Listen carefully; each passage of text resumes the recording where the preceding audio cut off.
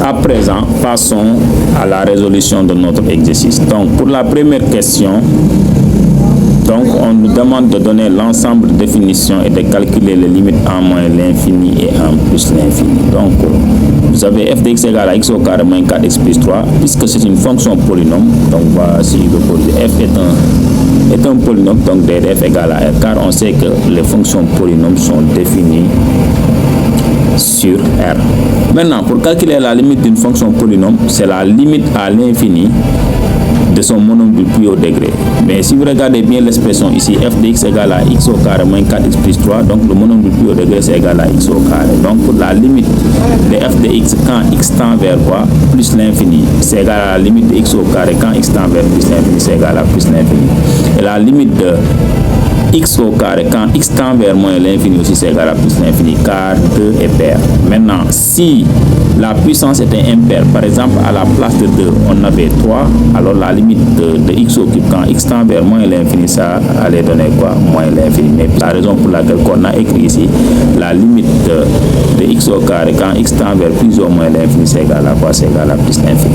Il y a des choses qui ne sont pas claires, n'hésitez pas de poser les questions. Maintenant, pour la deuxième question, on demande de calculer la dérivée. La dérivée d'une fonction polynôme, c'est très simple. Donc, pour dériver une fonction polynôme, il suffit tout simplement de dériver x au carré et de dériver quoi? Moins 4x, car la dérivée de 3 c'est égal à 0. On sait que dérivée de x au carré c'est égal à combien? C'est égal à 2x, ce qu'on observe ici. Ok, c'est égal à combien? C'est égal à 2x. Donc on a f de x égale à quoi? Égal à 2x. Et la dérivée de quoi? De moins 4x c'est égal à quoi? C'est égal à moins 4. Et la dérivée de 3 c'est égal à 0. Donc en résumé, dérivée de f qui est notée par f' de x égale à 2x moins 4. Maintenant, pour déterminer quoi? Le tableau de signe. Le tableau de signe dépend de quoi? Du signe de la dérivée. Pour ce faire, donc, on va poser que f' de x égale à 0. Mais dire que f' de x égale à 0 veut dire tout simplement que quoi? Que 2x moins 4 égale à 0. Car f' de x égale à 2x moins 4. Et après résolution, on transpose 2x moins 4 égale à 0. Ça veut dire 2x égale à 4. Alors x égale à combien? Égale à 2. Voilà. Maintenant, on fait le tableau de signe. Ici, peut-être je ne l'ai pas mis. Bon, mais c'est très simple. Donc, c'est-à-dire que vous avez quoi? Donc, f' de x égale à 2x moins 4 qui est annulé par quoi? Par 2. On a moins l'infini 2 et 2 jusqu'à quoi? Plus l'infini. Le signe de A à droite et le signe contraire de A à gauche. Mais attention ici, le coefficient ici c'est quoi? C'est égal à 2. Car f' de x égale à 2x moins 4. C'est pas à cause de x égale à 2. Hein. Voilà, c'est à cause de f' de x égale à 2x moins 4. Donc, le coefficient de A dans l'expression de f' de x égale à quoi? 2x moins 4 égale à combien? Égale à 2. Puisque 2 est positif sur le signe de A à droite et le signe contraire de A à gauche. Ok? C'est qu'on a donc après vous faire le tableau de signes. Sur l'intervalle moins l'infini de f' de x est négatif, donc la fonction est quoi? Est décroissante. Maintenant, sur l'intervalle 2 plus l'infini, la dérivée est positive, c'est-à-dire que f' de x est quoi? Est positif. Donc ça veut dire tout simplement que la fonction est quoi? Est croissante. Est croissante sur 2 plus l'infini. Donc le minimum ici, même si on n'a pas posé la question, mais le minimum est atteint quoi? En x égale à 2. Et pourquoi f de 2? Pourquoi?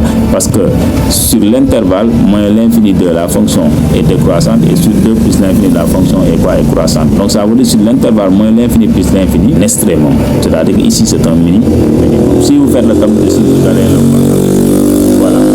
Maintenant, dans nos prochaines vidéos, nous allons faire le tableau de signes, bien sûr, pour vous permettre de comprendre.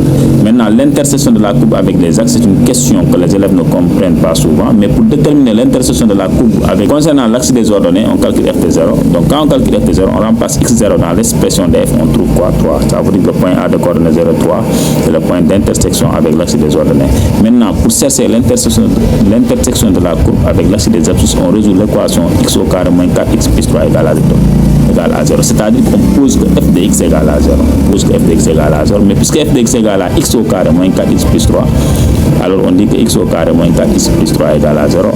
Puisque c'est une équation du second degré, on cherche quoi? Delta. En cherchant delta, on va trouver que delta égale à 4. Donc racine carrée de delta égale à 2.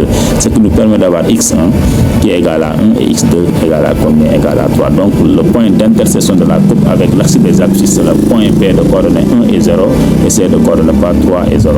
Avec 1, c'est x1 et 3, c'est quoi? C'est x2. Donc voici comment on répond au problème. Maintenant, prochainement, donc, on va voir Donc, exercice numéro 3, par exemple. L'exercice numéro 3, on parle de quoi? Il y a beaucoup d'exercices. Donc, on vous demande encore tout simplement, il s'agit d'une fonction polynôme encore de degré 3. Si vous êtes intéressé par les exercices, n'oubliez pas d'abord de partager cette vidéo, de commenter et de me faire signe par WhatsApp. Comme ça, je vais vous intégrer dans le groupe VIP.